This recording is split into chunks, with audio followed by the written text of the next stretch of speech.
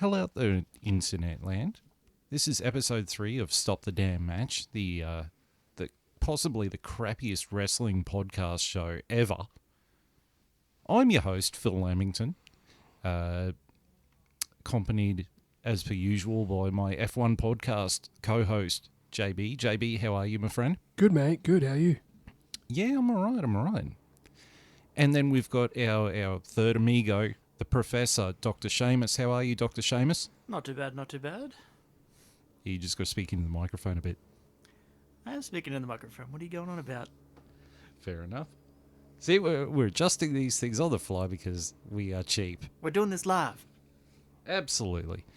And we have our fourth amigo, the fourth member of the Four Horsemen of the Mackay Apocalypse, the Yellow Devil, Shogo. How are you, Shogs? First off, I'm from Townsville, not Mackay, so you can count me out on that one. But yeah, I'm doing pretty good. Thank you for inviting me along. And yeah, it's good catching up. It's always good to have our fourth amigo here. Yay, now we're multicultural. Woo! So we decided, because Shogo had come down for a visit for a wedding, that we were going to do an episode of the podcast where we were going to review a retro pay-per-view. And I think I picked one of the greatest retro pay-per-views of all time in ECW One Night Stand from 2005. It was June 12th, 2005, from the Hammerstein Ballroom in New York City. Good old bingo hall. New York City! The bingo hall. And it was June 13th here. It was a Monday here. It was a Sunday over there. But I really enjoyed this pay-per-view, and it was refreshing to watch a pay-per-view like in our current climate of WWE with stupid endings, stupid storylines, and sometimes people who really shouldn't be wrestling for money, and an old man who is so out of touch with reality it's not funny. Vince McMahon. It was nice to watch a pay-per-view where it had quality wrestling, no storylines, just a fun pay-per-view. It was one for the fans. You know, they said it in their promos. They're like, oh, look, I'm out here doing shoot promos because no one's writing my script, and I don't even need to be out here with a storyline. I'm just out here doing what I do because this is the way we've always done it. And you're right, it is refreshing to go back and see it like that. See it wrestling for the fans, not for the money or for the Vincent Kennedy McMahon. I think it was possibly the biggest selling pay-per-view of the year. It was certainly the best pay-per-view of that year. I remember watching it Not by a mile. back in the day, and like I thought WrestleMania that year was pretty solid. But then this came along and it was barely promoted here in Australia, and it was just an amazing pay-per-view. Who won the Rumble that year? Yeah, there was the Rumble as well. That was pretty good. Who did win the Rumble that year? Do you remember? There was Batista. That was that one. Okay. I know which one that is. Yeah, that was a lead up to 21. Yeah. Yeah. That was I watched that was the other horrible. night, actually. It was a solid Mania, but you're right, the ECW was Yeah. definitely One on up top. there. So we're going to go through the matches and just for the first couple of matches, I actually didn't take that many notes, but the pay-per-view opened with Lance Storm in his final ever match against Lionheart Chris Jericho, even though he did still come out to the Jericho WWE music. But all the notes I wrote down for it, it was a solid technical match. It really was a solid technical match. And then towards the end, you had the Impact Players reform, which was Jason, Dawn Marie, Lance Storm, and Justin Credible. And I think that was the only problem I had with the match was the finish. Like it did seem to get a little bit Messy. Yeah, a little bit gimmicky. Yeah. Felt a little bit rushed towards the end. Yeah. But Lance Storm won with a pinfall, I did still give the match a 4 out of 5. What did you guys think of that? Well, we'll start with John. All right, we'll go around the room, boys. Yeah, I thought it was good. Two Canadians with a lot of pride. Yeah? Just you can tell they both really enjoyed working with each other.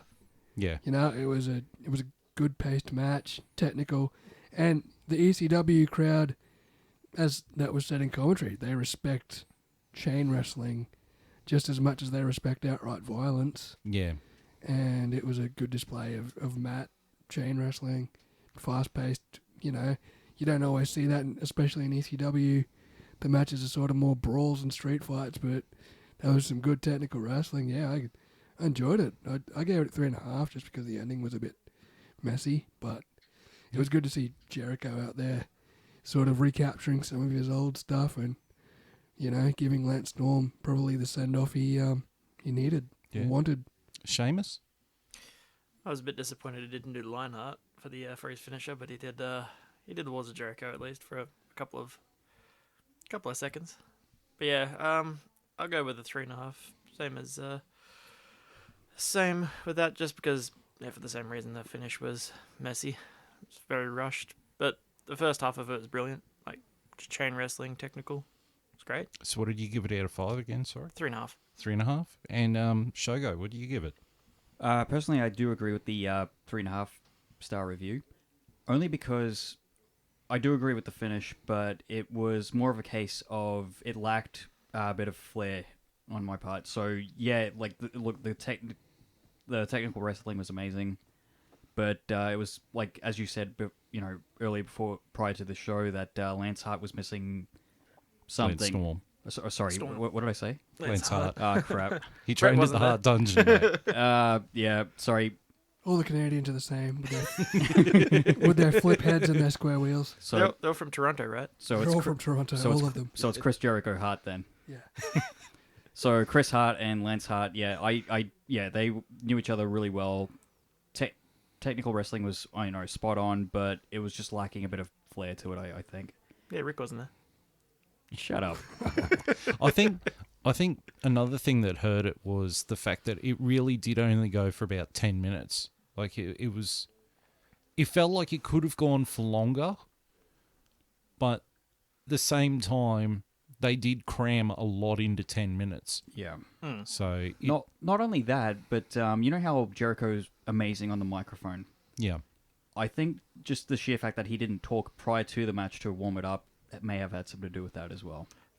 So He didn't do a lot of talking in ECW back in the day, if I remember correctly, though. He didn't really start talking until he got to WCW. Yeah, he was probably between a rock and a hard place, in all honesty, because he was WWE boy then, but he was still coming out as Lionheart to the ECW crowd. So I don't know if he would have tried to, if he had to drop a promo, would it be pro ECW or pro WWE? He sort of probably just wanted to focus on the match, honestly.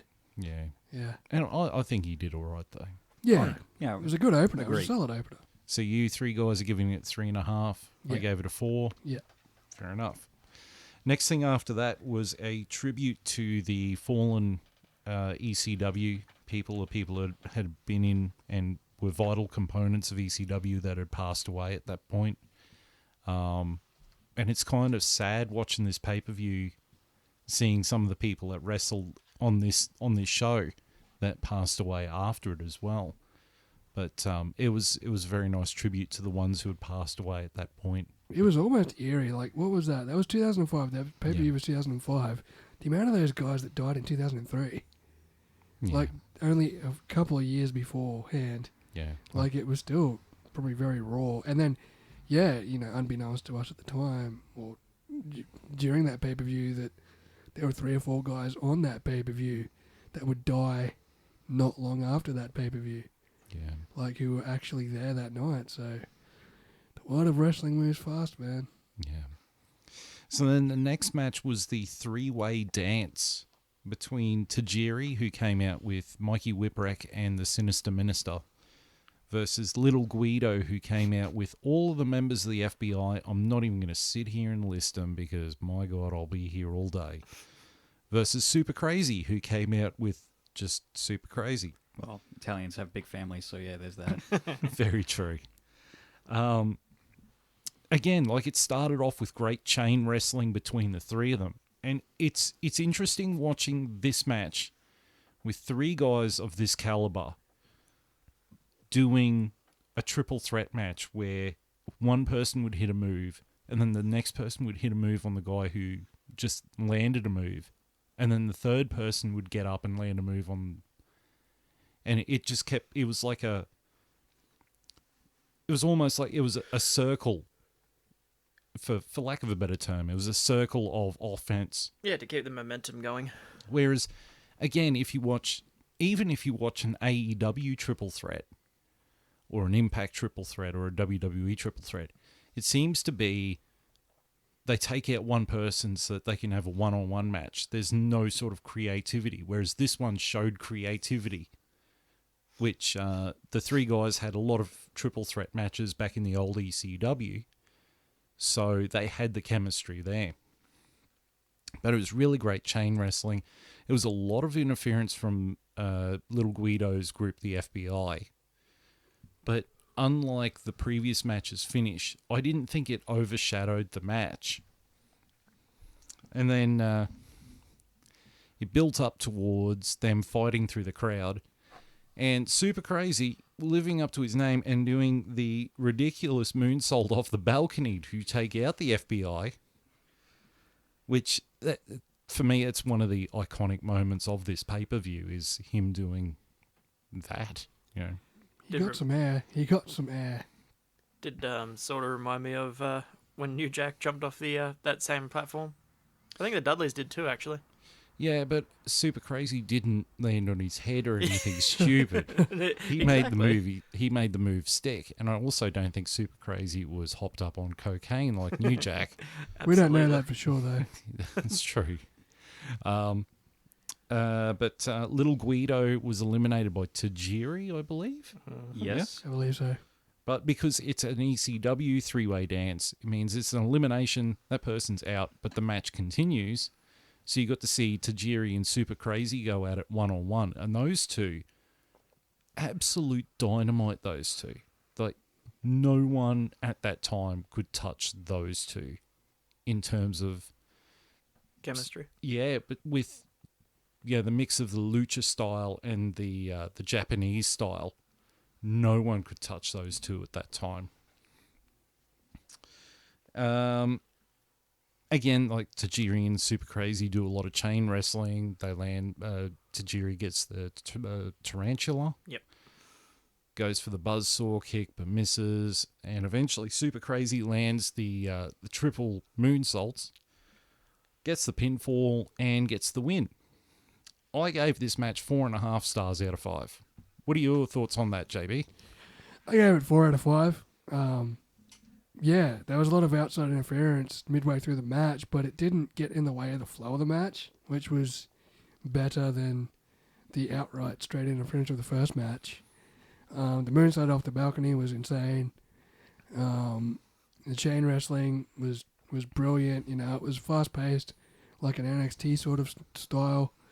All three of them were like equally involved. Like you didn't have, you know, as you said, like a WWE match where one guy gets thrown out, you don't see him for 10 minutes. You know, they were all rotating until one of them was eliminated. And then, yeah, you know, Tajiri and Super Crazy definitely had chemistry, definitely knew each other inside out, and it was a good fast-paced match to the finish. Yeah, 4 out of 5. Yeah, Dr. Seamus, what are your thoughts? Yeah, I'd agree with the 4.5 that you gave him, Phil. That match was very flowy. You could tell that. What, it had the COVID? Oops, we can't say that. We'll get kicked off YouTube. But yeah, Nunzio and Super Crazy and Tajiri, they're all been quite good. I mean, It's Little Guido. Little Guido, Nunzio, same guy. It is the same guy. The amount of double characters that rocked up on this pay-per-view just quietly. Yeah. Yeah, the moonsault definitely was the highlight of that match. Tajiri did pull off the poison mist there as well at a point on Yes. on Big Guido, Yes. which was always good to see. Plus, seeing the tarantula for the first time in a while got a kick out of that too. It's a cool finishing move, even though he hardly ever used it. Yeah, I quite enjoyed that match. And 4.5 stars. Yeah, with 4.5. Shogo, what do you think? I gave it 5. Now just hear me out. No, Like, no, look, we don't disagree with anyone's opinion on this one. Look, hear me out. I'm always a sucker for the cruiserweight division. Like the amount of theatrics that go into that, as Jim Cornette might put it, the flippy dippy shit. It wasn't overly done. The flow was amazing, and the sheer fact that did you guys ever see how? I think it was I think it might have been Little Guido who nearly botched something, but was able to save it and just keep going with it. Just the sheer fact that happened, botches, they're inevitable, but the fact that he was able to save that botch and still pull through with it was just incredible. Mm. Or it might have been super crazy. I can't remember. I'll have to watch the footage again. But it was a rope to rope jump turned into a moonsault, I think. Yeah, it was super crazy. Okay, so it was super crazy. Yeah. But yeah, look, I'm always a sucker for Tajiri's matches, being Japanese and everything. I got to support my fellow countrymen as well. Yeah, definitely that was definitely a 5-star match for me. I was always like, I never stopped being bored. Like I was never bored. Yeah. Throughout the match, and I was, it just held me on the edge of my seat. So it was definitely a 5-star match for me. For me, watching that match back now, it kind of felt like the Cruiserweight Classic, the special that WWE did before they launched 205 Live. Tajiri was also in that one. Yes. Yes, he was, because he had a segment with Regal. I remember that. It was good seeing them back together again. Yeah, it kind of was. Even though they really hate each other in real life. But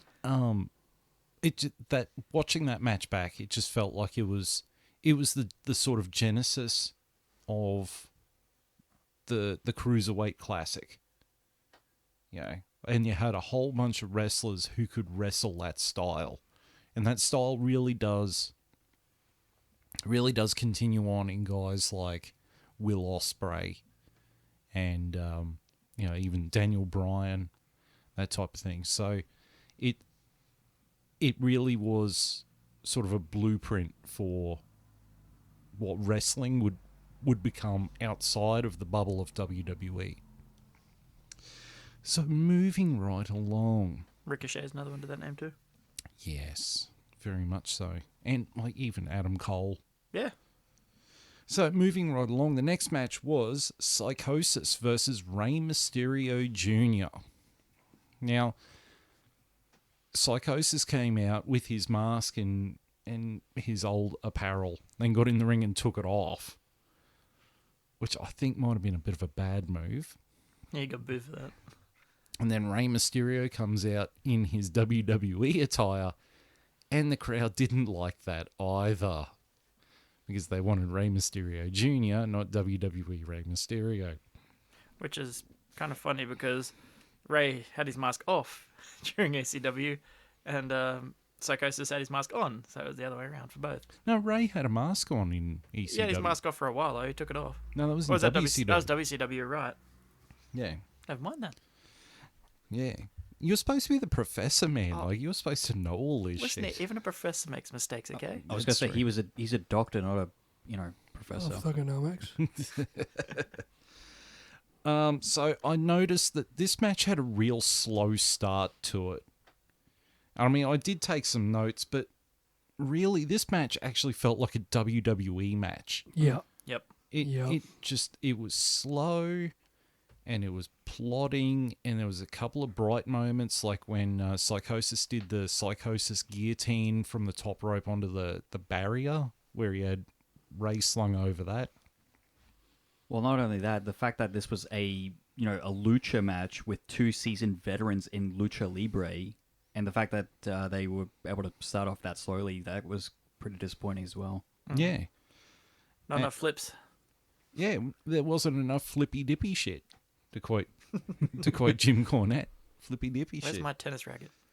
I mean, it did pick up towards the end, But I have to say, by the time it got to the point where Rey Mysterio had done the seated senton from the top to Psychosis, who was in the crowd, I kind of had switched off by then. I was just like, are they too old to still go? And it's funny saying that because I think Psychosis has retired, but Rey Mysterio is still going. Arguably better than what he was. Yeah, true that. But Tommy Lucha Underground did that though. But I kind of expected more from these two, and eventually, Ray lands the 619, which got a massive boo from the crowd because that's a WWE move.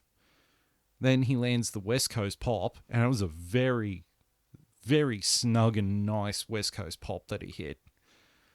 And Rey Mysterio wins with a pinfall. JB, what would you rate that match? I gave it 2.5 out of 5. Smack bang middle of the road. Very WWE-esque. Yeah, you're right. Surprisingly slow, despite the guillotine drop and the crazy shit like that. You know, there was still a little bit of flair in there, but yeah, you're right. It was very WWE-esque. Felt almost like a filler match, to be honest. Yeah. You know, but yeah, Ray went. You know, I don't know if it was Psychosis that was the slower one, or they were trying to protect Ray, because didn't Ray go on a world title run not long after that? Be the next year he'd get the world title. Yeah, Because he wins the Rumble. Yeah, he wins the 2006 Royal Rumble. Yep. yeah. It just seemed like, I don't know if they were protecting them or they were deliberately slow, but you'd think you're right. Like, for 2 seasoned luchas that know each other inside out and have done for ages, sluggish, yeah. Well, I was just thinking then, I'm cutting Sheamus off at the moment just to get my point across, so apologies to Shay. No. Because shortly after this, Psychosis, Super Crazy, and Juventud Guerrera would show up in WWE as the Mexicools On their John Deere tractors. Yeah. I liked them. I actually think that I liked them. I actually think this might have been a tryout match, like a televised tryout match for Psychosis in WWE. Yeah. So that might explain the slower pace, but I'm sorry, Vince McMahon. Fuck you with this. This was an ECW show. We wanted an ECW lucha match, and this did not deliver. No. Dr. Sheamus, your opinion? Yeah, I'd agree with the 2.5 rating on that. It was very slow. Again, what was said before, it felt like a WWE match. There was a couple of high moments, like Ray diving into the crowd was pretty cool. The West Coast pop after the 619 was pretty cool, but again, they were the highlights of the match. Being a lucha match of those two superstars of that caliber should have been a lot better. It was a bit disappointing. Probably one of the weakest matches of the night, if not the weakest. I think I put it up there as the weakest. Yeah. Yeah, it was very WWE-esque. Yep. Definitely. Shogs? I do agree it was the weakest match, but I do think I would give it a 3 stars. Simply because, yeah, it was still quite entertaining. The only reason I, popped 2 stars off of this was because, for one, Psychosis should have never taken off his mask. Mm-hmm. That, to me, is an indication that a luchador is going to retire, which I don't think he did he? No. No. Isn't Yeah, so a luchador never ever takes off his mask. Like, perfect example was Japan's own Great Sasuke. He would, every time he'd go out in public, he'd always wear a mask. He'd have backup masks in case, he'd just have backup mask or, just whatever. Just in case kind of thing. Yeah, just in case. Yeah, a luchador should never take off his mask, so there's mistake number 1 right there. Secondly, I just I don't know how to describe it. I just didn't find it as fast-paced, entertaining as what I was expecting from these two guys. Just yeah, it was. I agree with both of you, like all three of you. It was incredibly sluggish to begin with, and just the highlights is pretty much. The highlights of the match, including Ray jumping into the crowd, is pretty much what saved it. It was actually the weakest match of the night, in my opinion, though. So I agree. I Shared like. opinion. Yeah. Anyway, that's all I could say about this. Yeah, I gave it a 3 as well. I think it is hands down the worst match on the card. And it's funny saying that, looking at that match and going, that's the worst match on this card. If that match happened now, it'd be the best match on the WWE card. Oh yeah, I completely agree. You know, it just shows how much the WWE current standard is. To me, it just looks like a current AEW match. Hey.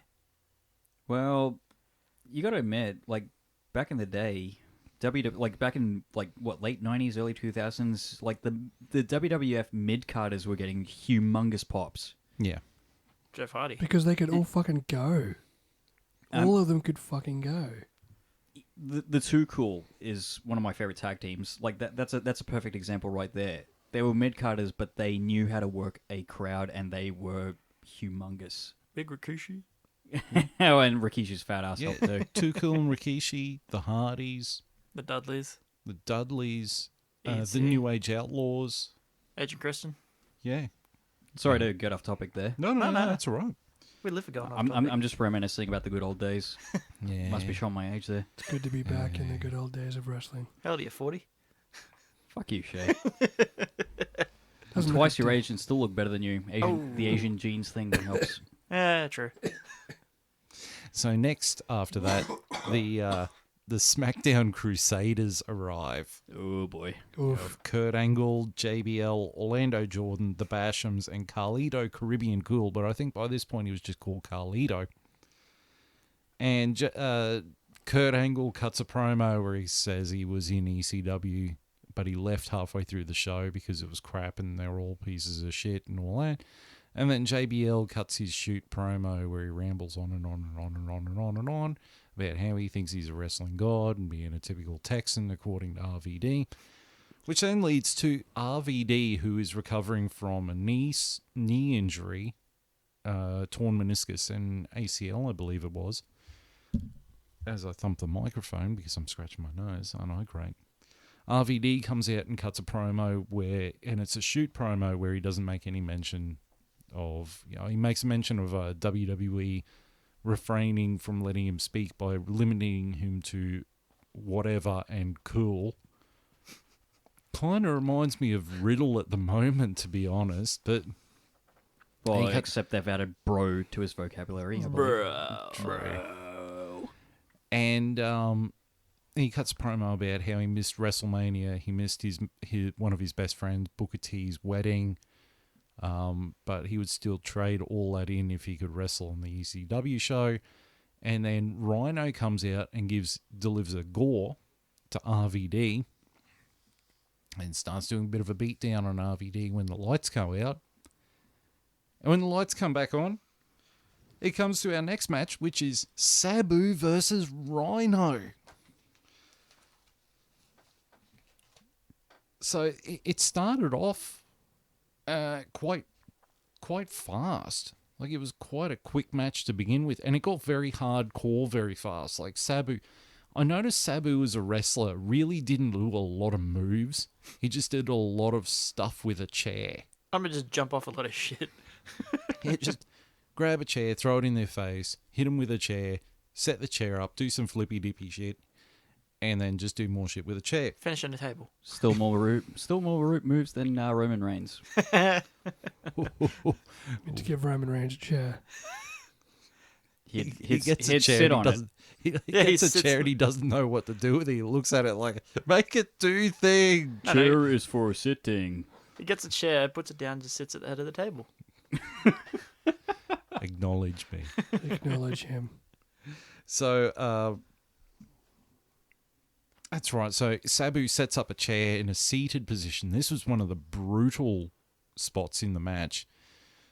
So the chair is set up in a seating position in the middle of the ring. Sabu bounces off the ropes. Rhino drop toe holds him and puts him face first into the seat of the chair. Wow, did that look snug. I'm pretty sure he just ate it. Yeah, I'm pretty sure he just fucking. I don't think he put his hands up. I think he just fucking straight up ate it. Yeah, look at the replay. I'm pretty sure he ate that. Rhino gored the referee. Holy Christ, that referee took a hit. It's an ECW ref. He'll get Would have over killed it. Shogo. Eventually, RVD. You just. Are you referring to a certain match where I got spear tackled through a wooden plank Yes. Yes, I've we seen are. YouTube. as a referee? I've seen YouTube. Yeah, put the link in the description, Phil. God, I've got to find the video yet. Oof. Oh, yeah, I'll try and do that. QWA can pay me for the promotion while we're at it too. Sweet, sweet promo money. Sweet promo money. I'll give you 5 cents. Shout out to Aussie Wolf while we're here. Hello, mate. He probably doesn't listen to us anyway. Oh well. So then RVD gets in the ring and hits a chair shot on Rhino by throwing the chair into his face, which then puts Rhino in the corner, and RVD, with a busted wheel, still manages to skateboard the chair into Rhino's face. And then they set up a table. Sabu goes to the top rope. Rhino gets put on the table. Sabu gets given a chair and performs the Arabian guillotine leg drop with the chair underneath him onto Rhino and put him through a table. And then Sabu wins by a pinfall. So we're going to go in a different order here. Seamus, what did you think of that match? I give that one a 4 out of 5. It's a pretty good match. Even though it was very, very fast, but it's much better than the opposite slow pace that we just had. Yep. But yeah, got super hardcore, but that's Sabu in a nutshell. Yeah. And anytime you get Sabu, you're gonna get tables, you're gonna get chairs, you're gonna get barbed wire. Did he bring out barbed wire? No, that No. came out later. Surprisingly, though, Sabu didn't botch. Yeah, he actually hit all his moves for once. He normally fucks up at least one move, and this one he didn't fuck up anything. He actually Oh, he might have fucked up one thing or something, but he was so used to Sabu fucking it up, you wouldn't have noticed. He always has some kind of stitching on him. Yeah. He's always got athletic tape somewhere. Absolutely. But yeah, it was a entertaining match. It didn't get boring at any part of it, and yeah, the referee got fucked up, which is always a plus. Made me think of Shogo. Speaking of Shogo, what did you think? I will destroy you, Shay. Segway. No, I found it a really entertaining match, and while Sabu himself is not, while he's not a terrific wrestler, and I don't think Rhino is either. Like they've got 5 moves in their arsenal, they make up for it by being really entertaining, like being really fast paced, being hardcore, and they didn't overdo it with the hardcoreness. So you know how when Sabu goes hardcore, he'll bring out every weapon under the sun and just go over the top with it. He didn't do that with this one, and it was just the right amount of bringing out weapons, and yeah, it was a very entertaining match. I'd give it 4 stars, and yeah, like I said, while they don't have a lot of moves in their arsenal, they made up for it by being really entertaining. It very much was the ECW mantra of accentuate the positives, hide the negatives. Exactly. Yep. JB, what did you think? Yeah, 4 out of 5 is my rating as well. The previous match before this was for the WWE crowd. This was definitely for the ECW faithful. Violent, Sabu being Sabu inside the ballroom. Chairs and flippy shit and tables. It was good. And Rhino's probably got a limited move set, but he still played the power game. He still looked like the big bully until RVD came in and helped finish him off. But yeah, no, very entertaining, and the finish was great. The Arabian leg drop with the chair through the table was a cool way to end it. I actually gave it a 3.5 star, but after hearing you guys say 4, I'm going to bump it up to a 4 as well. Why did you bump it up to a 4, Phil? Just at the time, I thought it wasn't as great as I remembered it to be. And also some of the other matches we've seen that have been 4 stars and 4.5 stars. This didn't feel like as big as them, but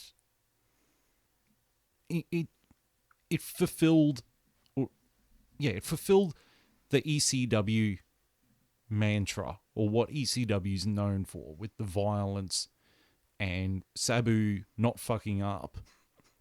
I mean, that's worth half a star. And you were never really bored throughout that match, were No, you? no. There you go. And I mean, even RVD, even though he's injured, and I think he nearly re-injured himself. He got a couple of spots in, which, it's always great watching RVD, Probably had enough weed beforehand to relax himself anyway. Yeah. Yeah, I don't think a skateboard kick with a chair goes particularly well with a torn ACL, but I think he did it with his good knee, though. I think he got away with it. Yeah. Yeah. I sort of had it in my head when he's limping around. I'm like, how much of that is kayfabe and how much of that is legit? He should be careful.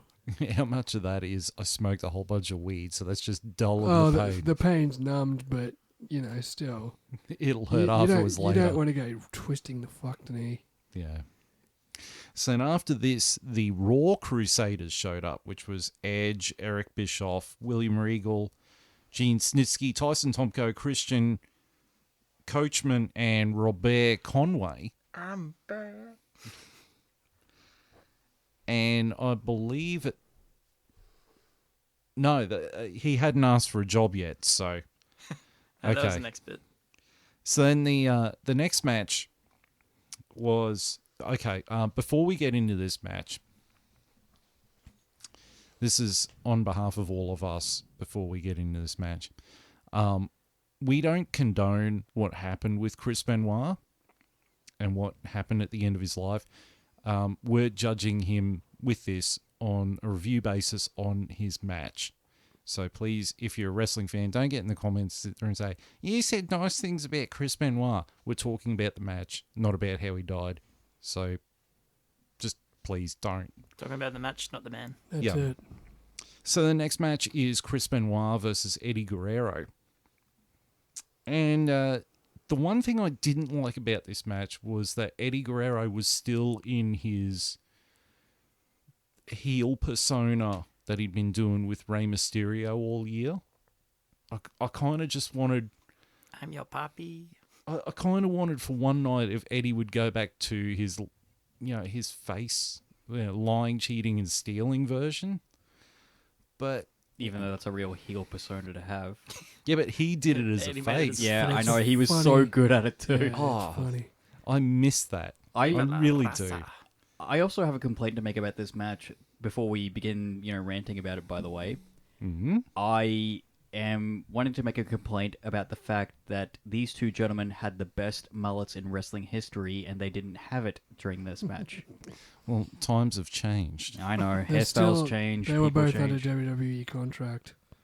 Yeah. But I think the first part of the match was... I felt really bad for the guys because the crowd got distracted by a brawl in the crowd, and then they were too busy chanting shit at Edge about Lita Yeah, and not they- paying attention to what felt like... It felt like the opening match between Jericho and Storm, but it was stepped up a gear. Like these two... If Jericho and Storm put on a wrestling masterclass at the start, these guys surpassed them with an even more masterclass. Really technical wrestling match. And it was just really...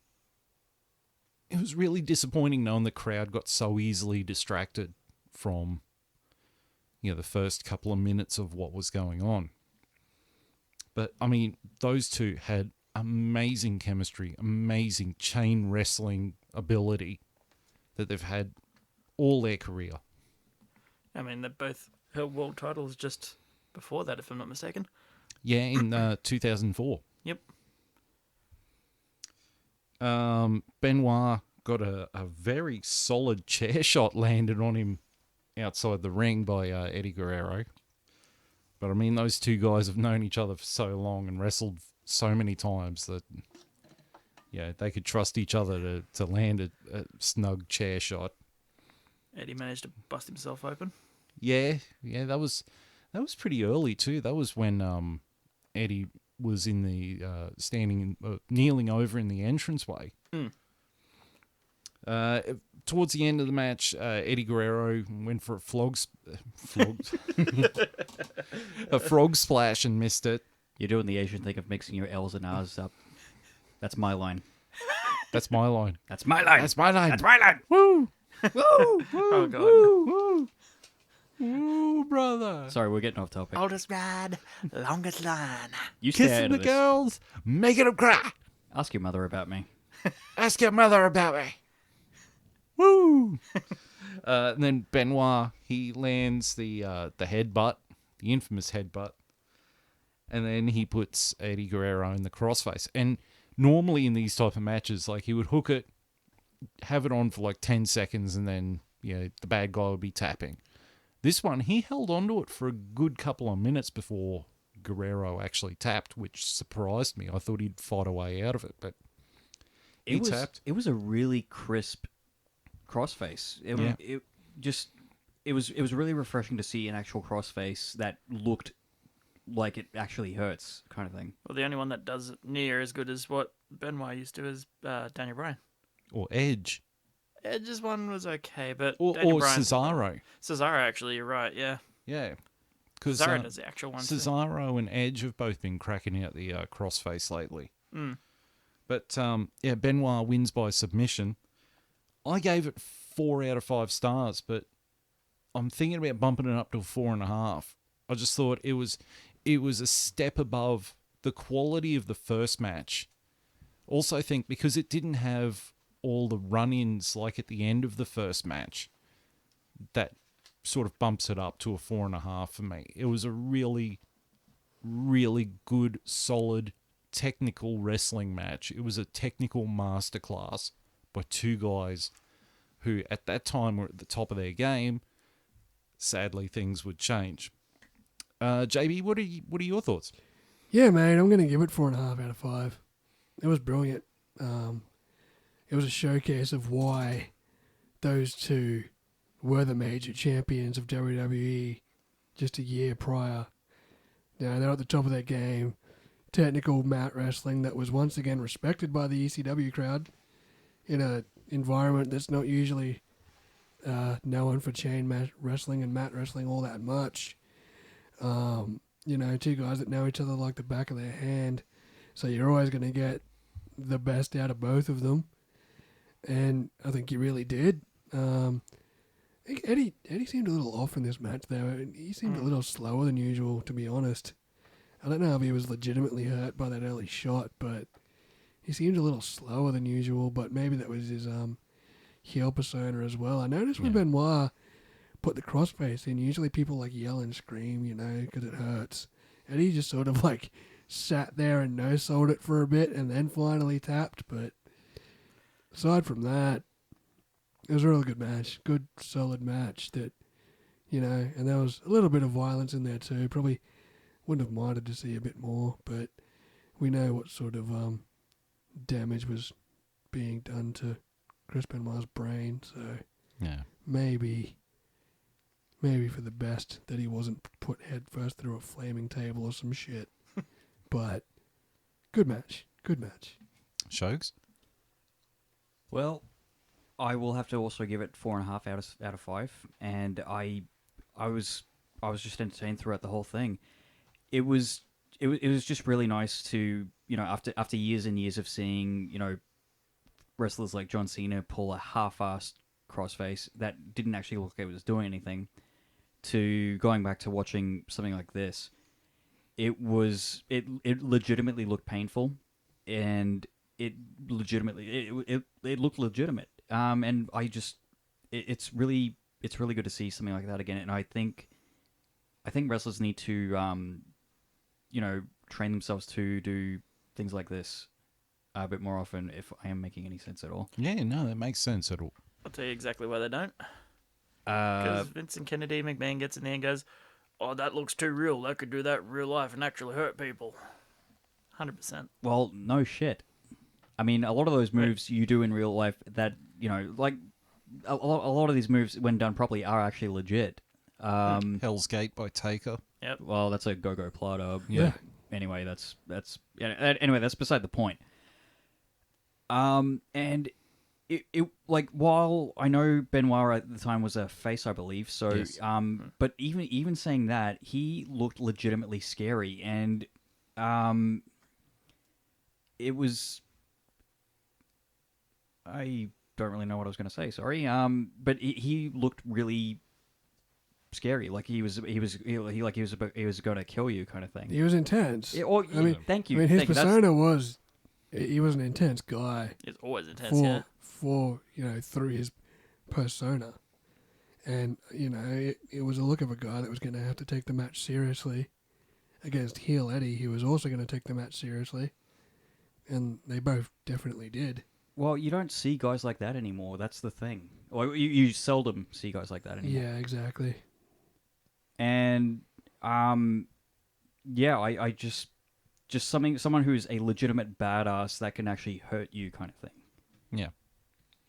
So how many stars would you give it? I originally did give it 4, but yeah, I will have to agree and give it a 4.5. It was a really well done match, and I was, and like it was just wow.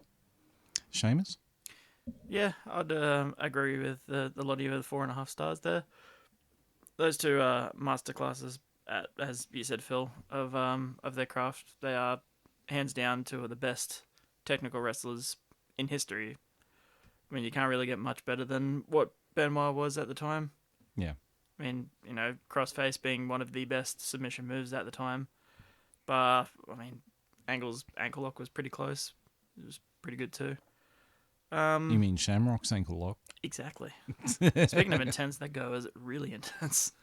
Oh, Ken, I'm not Ken. on fucking steroids, Shamrock. Exactly. But yeah, look, going back on the crossface though, I remember legitimately being scared of that move as a kid. Like every time I'd see it put on Chris Jericho, for example, and Chris Jericho crying out in pain while Benoit put it on, I was very scared of Benoit. And the fact that his nickname was the Crippler didn't really help either. Yeah, but they showed us that in the Yeah, highlight the package. clip was a lie. I was a kid. We didn't get ECW in Australia then either. No, we didn't. And like I said, when you're a kid and you watch wrestling for the first time and think it's real, yeah, it's sort of a different story. So what star ranking would you give it, Shay? Yeah, I'll give that a 4.5 as well. That was a very, very good match. One of the best of the night.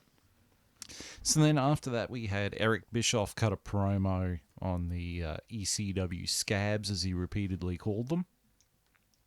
Then we get to the match that I thought was the match of the night. Oh, fucking yes. Ooh, yeah. Mike Awesome versus Masato Tanaka. Wow, wacky do. Like, this is one of my Holy favorite shit. matches because this is just... This is a car wreck on the highway. Two big pieces of beef. It's just balls to the wall, no fucks given. Oh, not just a car wreck, a demolition derby. Oh, this is just two buses in an empty arena going head first into each other. There's a lot of beef in the ring, pal. That was just crazy. So it starts off. Oh, special mention has to go. Special mention has to go to Joey Styles on commentary. Oh my god. He is just cutting a promo on Mike Awesome, saying a lot of things that unfortunately he would regret 2 years later. He calls him a Judas. And when he lands the suicide dive onto Masato Tanaka from the outside, he goes, "I'm amazed he didn't kill himself." Didn't he say I'm disappointed? He didn't Yeah. take his I'm life after. disappointed he did. I didn't. He I'm didn't disappointed. Take his life. Very poor choice Whoa. of words. Holy shit, he was brutal. And then Masato Tanaka, he fights off Awesome and puts him in the guardrail and then picks up a chair and it's an unusual way he hits him on the head with a chair, because he puts it under his arm and runs along and just dunks it onto his head. But it's effective. It's highly effective, as the Pokemon crowd would say. And they get back into the ring, and Mike Awesome power bombs Masato Tanaka from the apron onto the table outside, and if he didn't break Tanaka's neck, I don't know what the hell happened, because as soon as he landed that, Tanaka's holding his neck. You could see he's just sitting there going, oh, fuck, that hurt. Have you seen how thick that man's neck is, though? Yeah, I'm pretty sure that was a botch. Yeah. Pretty Yeah, sure. he didn't quite get him snug on the table. He landed way too on the front of that table, absolutely. And he landed on his neck. Like, he didn't land on his shoulders. He landed on his head and his neck. An awesome bomb. So then, somehow, Tanaka got up and kept going. And eventually, they did some moves in the ring. And then they tried going for a powerbomb, but then Tanaka got out of it and was laying on the ground. Awesome managed to deadlift him into a powerbomb and just smashed him onto the ground with that powerbomb. Like, it wasn't a jackknife powerbomb. This was a driving you into hell powerbomb. To which Tanaka kicked out. Surprise, surprise. Then Awesome hits 3 almost unprotected head chair shots on Masato Tanaka. Like, the first 2 he hit him, the third one he missed, and he ran past Awesome, turned around and just ate another one, and then got straight back up. And Awesome had this look on his face like, holy shit, he's still alive. Mike Awesome did a really great job of selling, like, oh God, what have I done? You fucked up. Yeah. You fucked up. And, yeah, Awesome was stunned after that. But shortly after that, Tanaka lands a tornado DDT onto chairs because he had 2 chairs stacked on top of Mike Awesome. He had 2 chairs on the ring. On the mat, yeah. Yeah. Did a tornado DDT onto those chairs, and then picked up one of the chairs, put it on Awesome's face, and then cracked him in the face with another chair, like it was a reverse concerto. Yeah. Then, I've got to turn the page of my notes. I took a lot of notes with this one. Worth it. If you have not watched this match, what is wrong with you? Go and watch it, because this is just sheer lunacy. Watch all pay-per-view. Yes. And then Awesome lands a German suplex on Tanaka, who just gets up and no-sells it, and then cops a spear from Mike Awesome. Then Awesome grabs a chair, climbs to the top rope, and does a jumping off the top rope chair shot right onto Tanaka's head.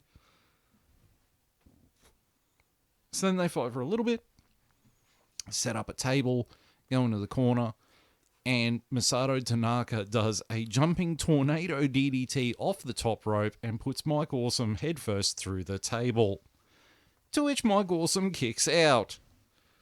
Then he goes up to do something on the top rope. Mike Awesome jumps up and does what I've called here a reverse powerbomb, where he's powerbombing him into the ring, but Mike Awesome's on the inside of the ring. From the top rope onto the broken table. How he didn't get his back sliced up from that broken table, I will not understand. He just missed the metal. Oh, it wasn't the Just. metal. It's all the broken bits of Wood as well, chipboard. yeah. And he managed to kick out of that. Then you get Awesome tries to go for a power bomb. Tanaka gets out of it. Awesome kicks him in the gut, picks him up. There's a table set up outside. Awesome power bombs him over the top rope, through the table outside, and the crowd's already going, holy shit, holy shit. And the camera's not quite in the right position to catch a Mike Awesome diving over the top rope and just splatting onto Tanaka, who pins him outside, gets the 3, gets the win. 5 out of 5. If I could give it a 6 out of 5, I would. That was an amazing match. It just told a story. It sold the drama. And holy Christ, it was brutal. It was brutal. It was up there with the second Hell in a Cell match in terms of just sheer brutality. What are your thoughts, JB? I agree. I'm giving this one 5 out of 5 as well, because this was as ECW as ECW gets, aside from barbed wire and flaming shit. We'll get there. But, I mean, yeah, it'll get there, but from the unanswered, unprotected fucking chair shots that would kill a normal person, and not just one, there was about 6 or 7 of them, proper concussion makers, you know, powerbombs through tables, powerbomb through a table that used to be a table, but was now just on the mat, and then the diving suicide finish. Like, Poor choice of words. well, no. Poor choice of his mental state, maybe. But, you know, it was just a crazy, crazy match from start to finish. It was what ECW prided itself and sold itself on for its entire existence. It was that match. And that's exactly what it showcased. So, yeah, 5 out of 5. Shane? Yeah, I'd agree with both of you. 5 out of 5, absolutely. That match was by far the best match of the night. Filled with amazing commentary by Joey. It was on the ball the whole entire night, and Foley. Foley's trying to calm him down. Joey wanted none of it. He didn't give a fuck the whole night. It was great. Everywhere from the commentary to both the performers in the ring, they were physical from the get-go. Just 2 big pieces of meat running into each other. Even the referee got a power bomb after the match was over. A shitty one, but he got a power bomb nonetheless. And at the start of the match, like before the match even started, Mike Awesome flipped off Eric Bischoff, which I thought was quite funny. And from what I read, that was actually very much a shoot thing. Like, he really meant to say fuck you to Eric Bischoff, because what happened when he left ECW. Made him look like a dick. What are your thoughts, Shogs? This match was...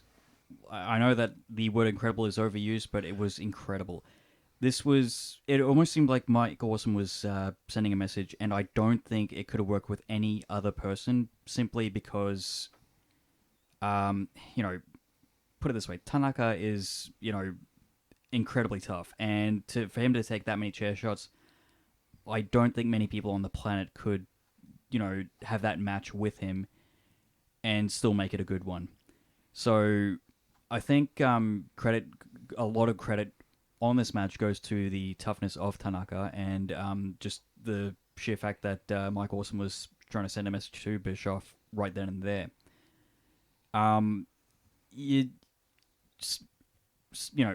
Butt was on the edge of the seat, eyes were glued to the television, just could not get enough of it. And it wasn't dragged out like a lot of other hardcore matches are, where they overdo it with a lot of the weapons and whatnot. This was just it just hit that sweet spot, and it was amazing. I just couldn't get enough of it, and I want to see more matches like this, but you can't do it. You just don't have the right people to do it, and I think the fact that WWE has gone a little bit soft, contributes to that as well. What star ranking are you giving it? 5 out of 5. Yeah. Rated 5 stars. I think, just to spin off from that for a second, I think something wrong that I think both Eric Bischoff and Vince McMahon missed with Mike Awesome. Mike Awesome, for his height, he was so agile. Like, he was as agile as The Undertaker. Like, yeah, I was going to say that. Taker is more agile, or was more agile than people would give him credit for. Well, Undertaker is certainly more agile than Mike Awesome now. That's God true. rest his soul.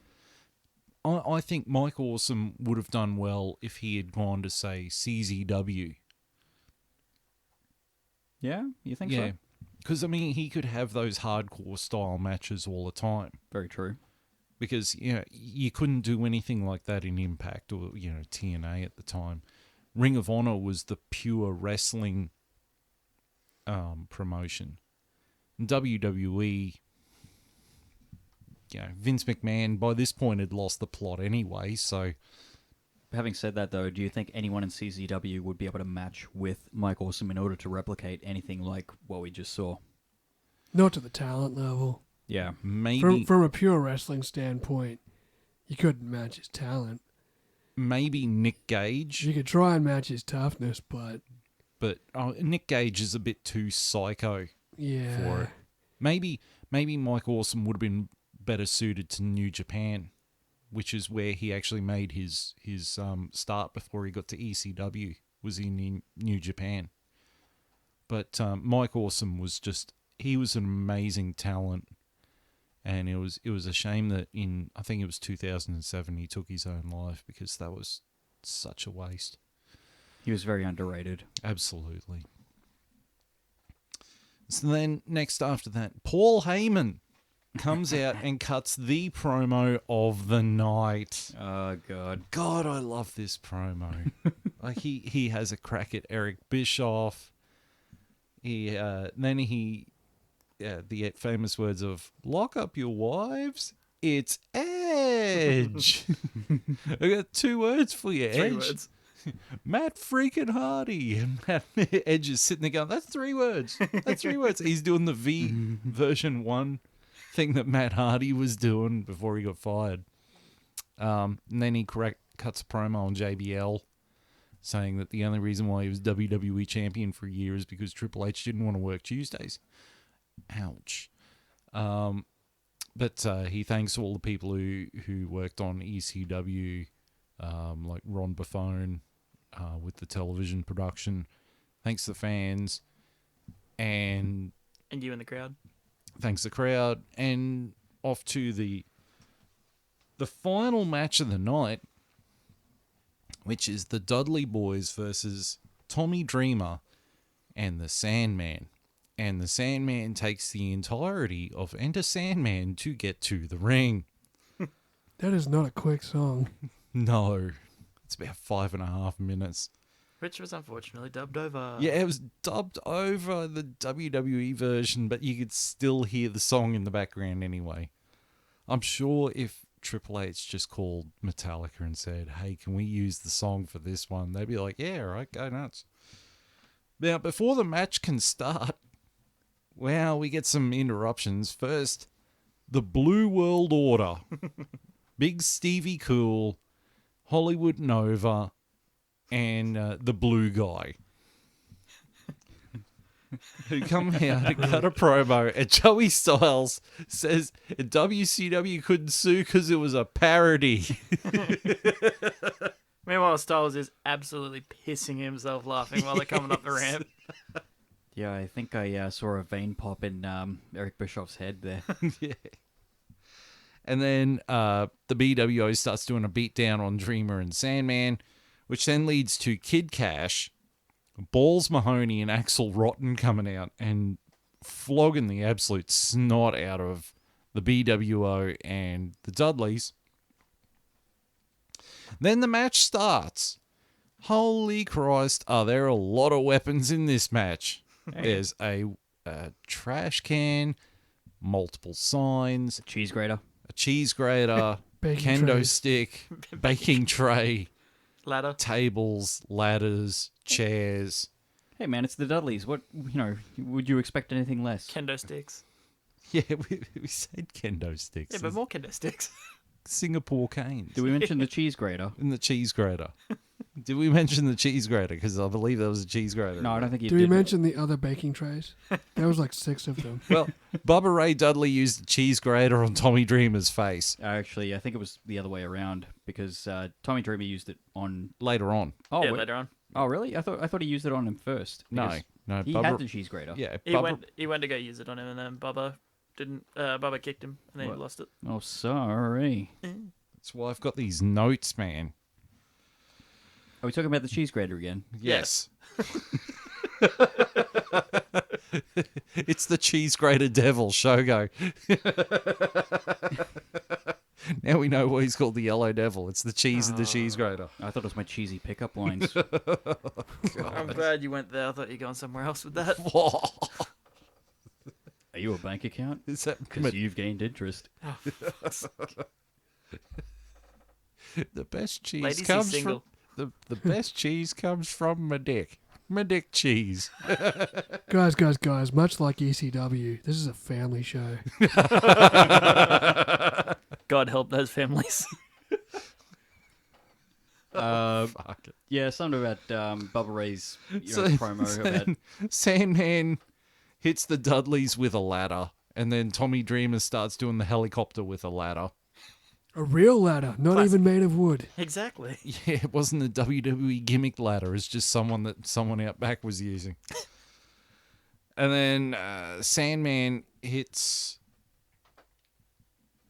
Oh, that's right. He's got he hits his own head with the beer can. no, he Goes did that on. already. I know. He did that 27.5 times in his entrance. I know.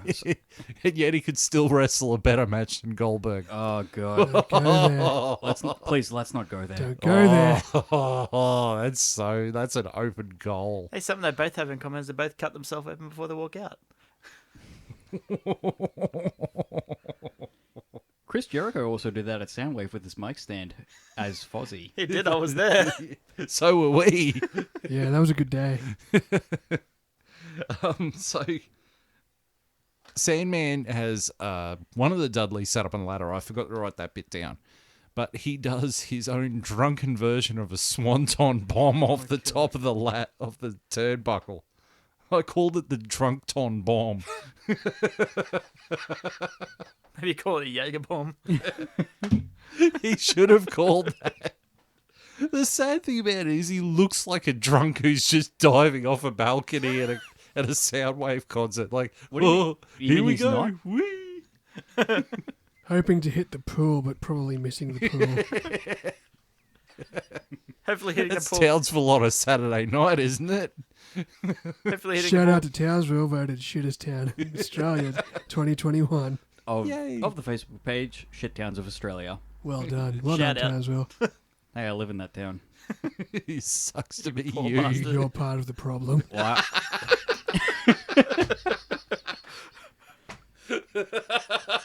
Ouch. That didn't sting at all. You left us, man. You abandoned us. Poor Ham, is that you?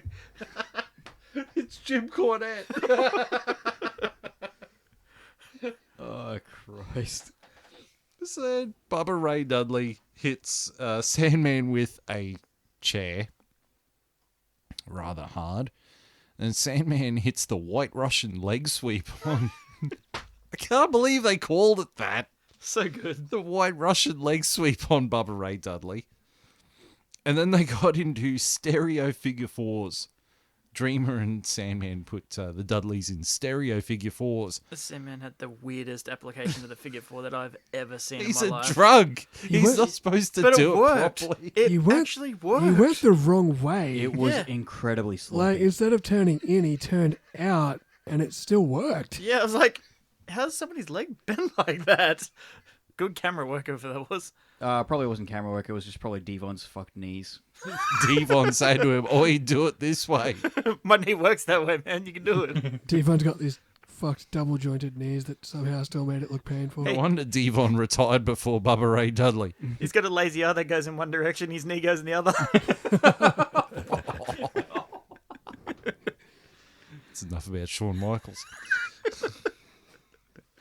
And then the Impact players of Lance Storm and Just Incredible come out and break that up.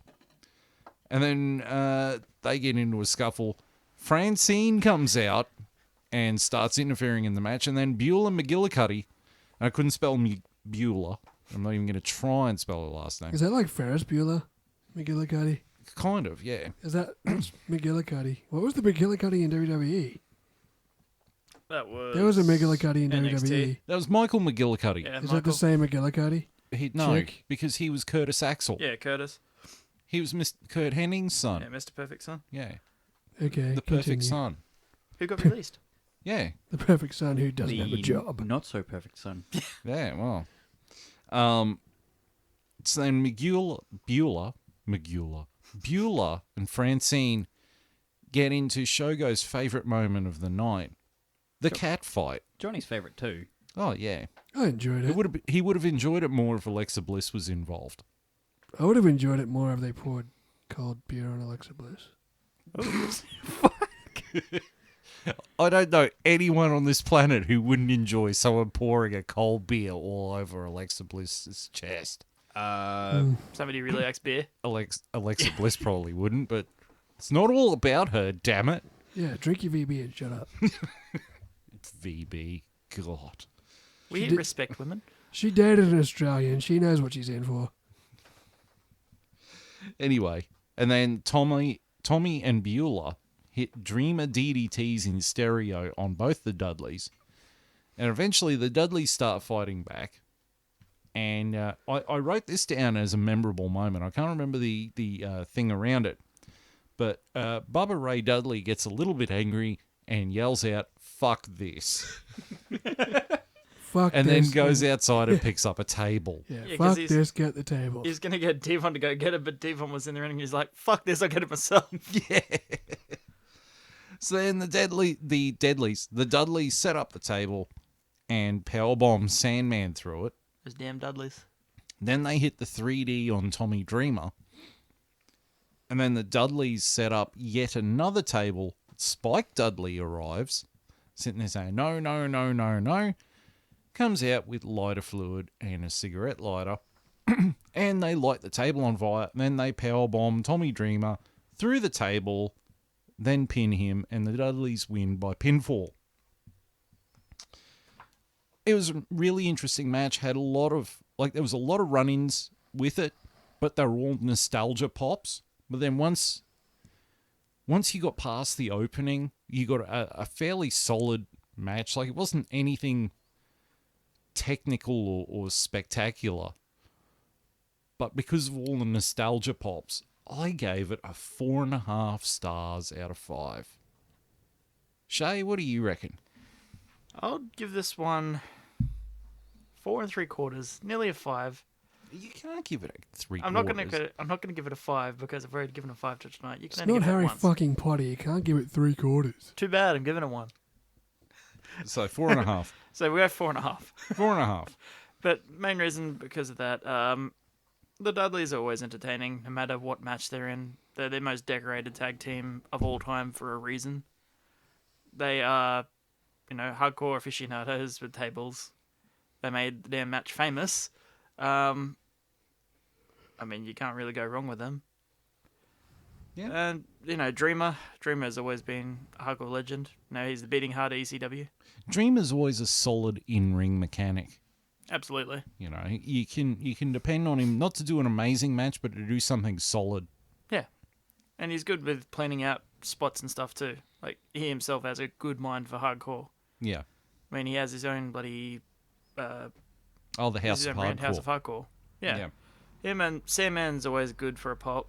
His most famous thing is probably his entrance theme. But That and busting himself open on beer cans. yeah, And something him and drinking a Goldberg lot. have in common. And doing cocaine. Yeah, he's good. No, really? I never would have guessed. Really? But as Phil said, with the nostalgia pops and spots for that, it was a really good match, just for entertainment value. I never got bored throughout the whole entire match. It was solid to watch. Cheese Grater was interesting. Tommy Dreamer had a Can we stop talking about the fucking cheese grater? Ric Flair mask on, Yes. face of blood. The Crimson Mask. Oh, and let's not forget the cheese grater. Yeah. Exactly. You keep bringing up the cheese grater. It's all on you now, man. What's this about the cheese grater? All in all, a really entertaining match. One of the best, or probably the second best of the night, I'd say. Shogo? I will have to give it 4 out of 5. Actually, the only places I have to fault on this one are the botches, namely the Beulah's DDT. You can, looking back on it, whether she, jumped too early or, Devon, was it Devon she did the DDT Yes, on? Devon. Yeah. Whether she jumped too early or whether it was Devon jumping too late or something like that, I'm not sure. That was just one of the highlights of the botches that I was able to spot. To stop you there, did the crowd chant "You fucked up" at her? I'm pretty sure they did. I don't think they did. No? No, they didn't. No. Well, I remember them chanting "You fucked up" at one point, but I can't remember where exactly. It was during the Super Crazy match. Yep. Yeah, Yep, I remember now. yeah. But yeah, it was look, that aside, it was a really entertaining match. The only other faults that I'd probably give it are the interruptions from the Blue World Order and the Kid Cash and Axel Rotten. and the whole Balls shebang. That while that was entertaining, while Blue World Order were doing it, it did take away from the match, and I think Blue World Order should have just cut their promo then and there and just bug it off or join in on the match, and Make it a triple threat. yeah, exactly. Yeah. Well, I don't know. Three-way dance. I was gonna say it would have been a 3-way. Yeah. Three on. Wait, 2 on 2 on 2. Yeah, three-way dance. I'm an Asian who can't do math. Sorry. Oh, fuck. Your parents are so proud. Well, my dad's not. He's dead. Oh, God. Okay. Sorry. No, that's Sorry for all bringing that up. JB, how do you follow that?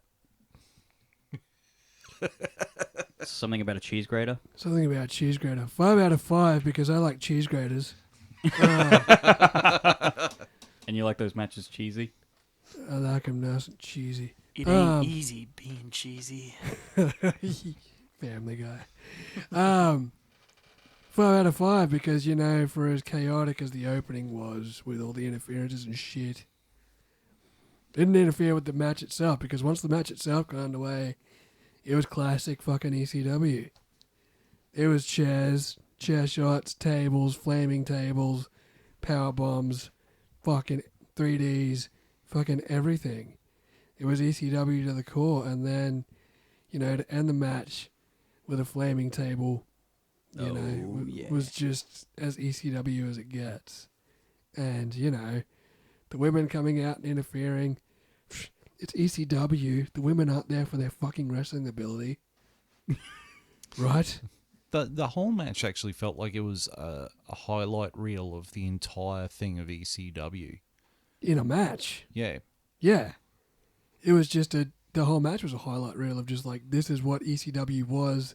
This is what ECW stands for. You've got Tommy Dreamer's busted the fuck open. Sandman's had 27 beers. The Dudleys are dropping 3Ds through fucking tables. It's like, this is what you remember ECW for, and this is what you're going to miss when ECW is gone. And lo and behold, that's what that match was. So We do really miss it. 5 out of 5 for me. Great ending to the show.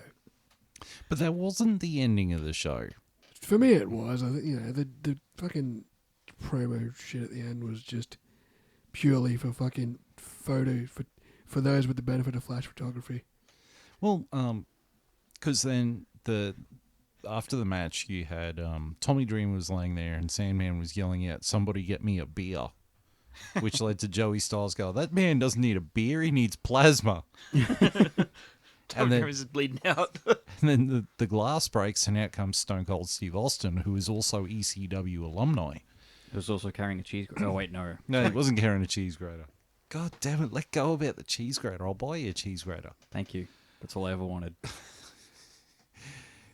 So Stone Cold comes out and invites the entire ECW locker room to come out and have a beer with him and the Sandman. The Sandman spends the entire time still pestering him for a goddamn beer. And then eventually he challenges the Crusaders to come down and have a brawl with ECW. And the brawl kicks off once Taz comes out to his old music, which gets a monster pop from the crowd. During the brawl, you can sort of see in the background that JBL is absolutely potatoing the shit out of the Blue Meanie. I mean, Blue Meanie's nose got busted and he looked like a fucked up mess. Poor Blue Meanie.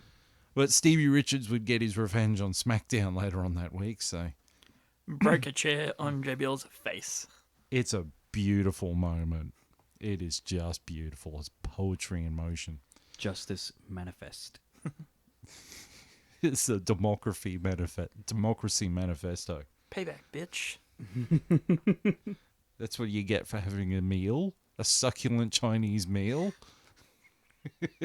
Get your hand off my penis. Are you prepared to receive my limp penis? Or in JBL's case, a succulent Japanese table or chair shot. Or, I fucked that up. I'm Yep. sorry. Yep, you fucked up. You can edit this out later though. I'm not editing anything. We're doing this live. Well, in that case, I got nothing. Can we start this promo again? No, we're live, man. It's a Sid Vicious moment. Yeah. So then, Stone Cold, after the Crusaders are beaten down by the ECW alumni, Mick Foley gets asked by Stone Cold to bring out Eric Bischoff, who then cops a 3D, a diving headbutt, a 619, and then a Stone Cold stunner. And then the Dudleys pick up Eric Bischoff and take him all the way outside. And then bodies by drowning pool plays, and they have beers, and that's the end of the show. Surprisingly enough, it wasn't the diving headbutt that caused Chris Benoit's concussion. It was the beer. Oh, God. It was the cheese grater. Look, I thought that for me was the best pay-per-view of 2005, and it still stands up as one of the best pay-per-views that WWE, even though it was under ECW, it was still one of the best WWE pay-per-views they've ever done. Up there with stuff like WrestleMania 20, WrestleMania 17, WrestleMania 14, most Royal Rumbles, and quite a lot of the Money in the Banks, like Money in the Bank 2011. That was a great pay-per-view. This year's one was great too. Yes. Even last year's Money in the one was Bank. great too, actually. Yeah, besides the weird concept of it, it was really good. It was such a shame that ECW One Night Stand 2006 was such a fucking letdown. It was such a watered down pile of crap. You know, like you had John Cena versus RVD for the WWE title, and the crowd, every time John Cena did something, the crowd would just shit all over him. Well, Cena lost that one too. Yeah, because Edge came out. Yeah, and speared him. And the crowd started chanting, "Thank you, Edge," and he was a heel. You know, that was actually the beginning of when the crowd really had turned on John Cena, because after that, like, people booed him all the time, and it still sort of resonates now, like 15 years later. Not at the moment. Getting shit at the man. moment. At the moment, he's the resurrected fucking Jesus. Yeah. Well, when you compare him up against a wrestler like Roman Reigns, for example, Well, that's who that's he's not going really up. hard. That's who he's going against at SummerSlam. That's next my week. point. But if I was to give this pay-per-view a ranking, like a score ranking, I would give it an A-. What do you guys think? JB, what do you think? Oh, so we're going by lettering system now? Yeah, we'll go for this one. All right. Oh, you go first. You go first. Sorry, it's just the whole fact that you changed it from a star system to a lettering I system. haven't changed nothing. All the matches are in a star system, and then you give them a letter rating at the end. No, sorry for not.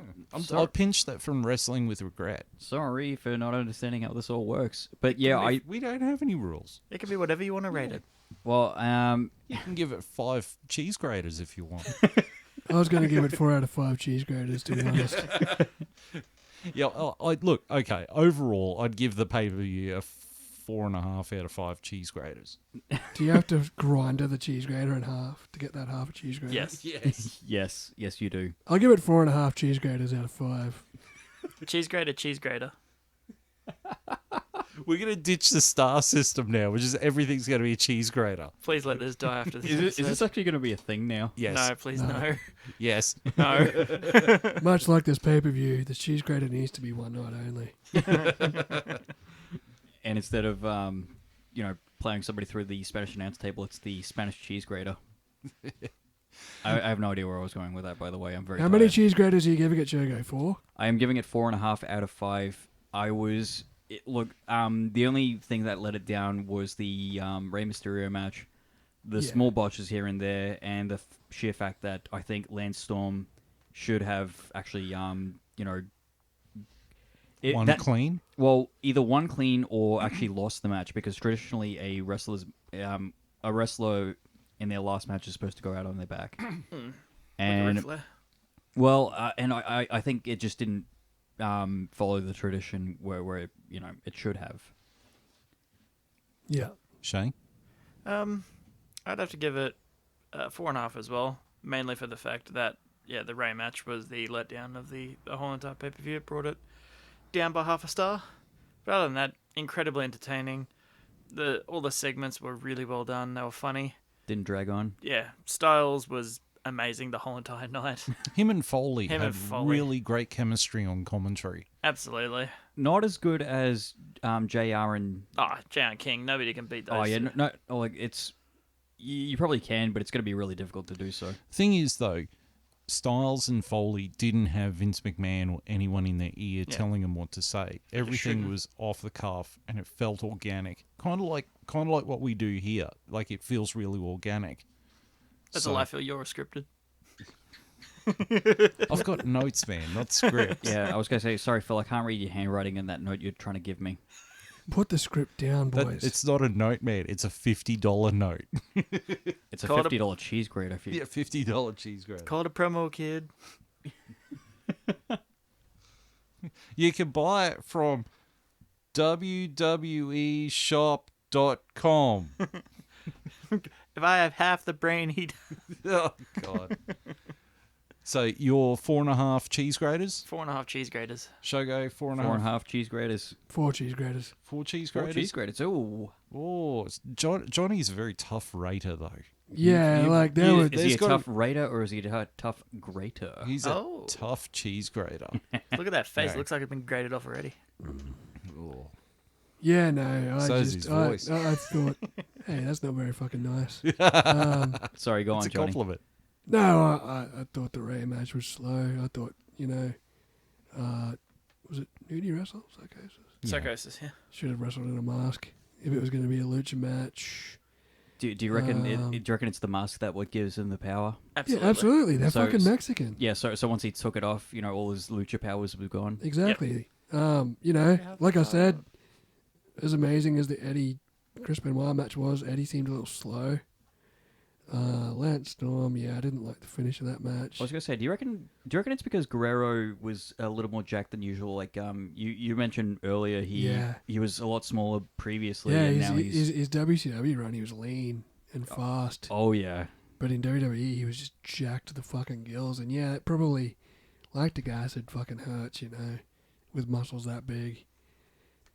Chris Benoit had been that big for a while that he was used to it. But there are a few moments that, weren't particular highlights in amongst a lot of moments that definitely were.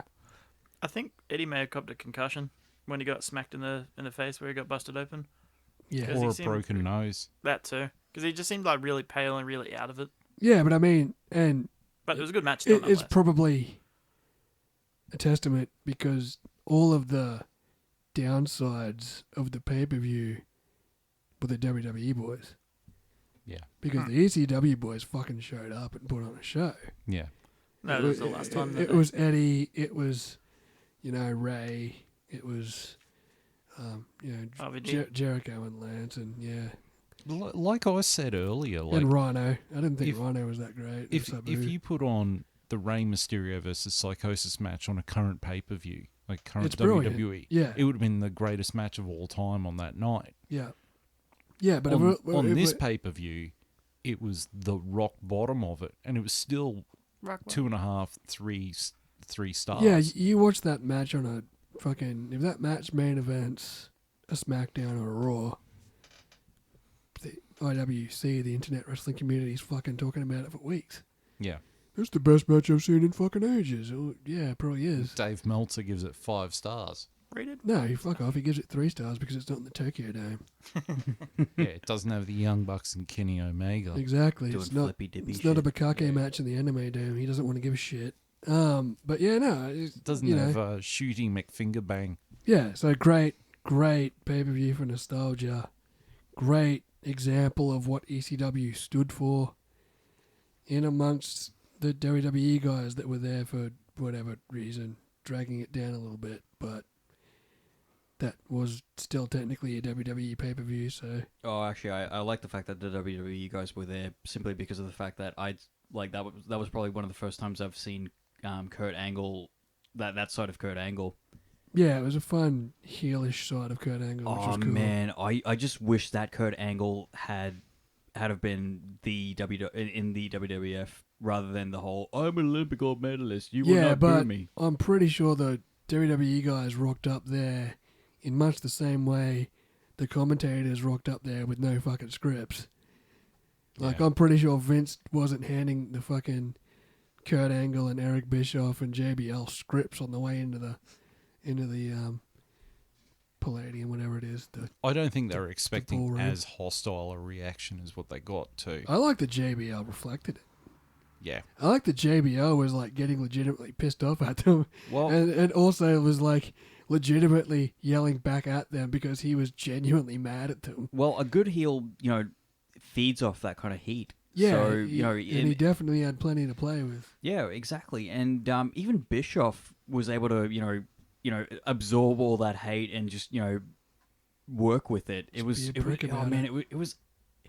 I love heels that can actually do that kind of thing. Just Yeah. work with the crowd and just feed off their hate. Yeah, that was good. But yeah, no, like, 4 graders out of 5, that's why. And going back on what the heels do, the king of that I believe was X-Pac. He was able to just feed off it. Or Scott Steiner. No. Hello, if you hear me. No. Scott Steiner, he wasn't the greatest heel. He was the greatest mathematician of all time. That too. What happens when you add Kurt Angle to mix the... Well, something about disaster spelling. Yeah, 33 Disastrous to, spelling. 33 to 3% chance of winning at sacrifice. Anyway, so that's come to the end of our review for tonight. I'd like to thank Shogo for jumping in. Thank you for having me. I hope you enjoyed yourself. I did, and I'm sorry to drag the grade of your podcast down. No, that's all right. It's all right. We've got no We didn't have standards much anyway. to fucking work with, mate. I was going to say, we're already at rock bottom, so we can't go any further down here. Next time you're in town, we'll have to do this again. No, I really look forward to the next time you guys do this, and I would really like to do this again. I'm sure our 9 listeners want you back. All of a sudden, it's just become 19 because he's getting promoted on Facebook. No. So the 9 listeners will want me back. The other 800 that happen to listen to this will probably want me out of the country. Guys, leave in the comments what you think Shogo should do. We'll Tables, put a ladders, and poll shit. in the comments. TLC match in the front yard. One of the options will be to get deported back to Japan. Fight Godzilla for the IWC strap. Oh, God. I'm casting my vote right now. These are on a pole match. It's Vince Russo booking this shit. Visa on a pole match. Visa on a Godzilla versus Shogo. Loser gets deported. Meaning I'll have to fight another foreigner.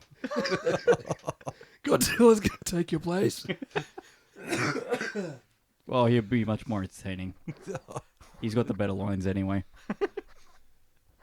So, thank you for joining us, Shogo. Thank you for having me. Thank you for joining us again, Mr. Seamus, Dr. Seamus. Always a pleasure. Thank you for joining us, JB. Hope you don't die of coughing over there. It's only a bit of Rona. Oh, God, don't joke about it. On behalf of myself, JB, Shogo, and Dr. Seamus, thank you for tuning in this week. We hope you enjoy it. We will see you again next week with the SummerSlam, 2021 SummerSlam pay-per-view, and our review of how shit-tacular it probably will turn out. Comment, like, ring the bell, give us your firstborn, buy us a cup of coffee. I'd like a new computer. Johnny would like shares in McLaren.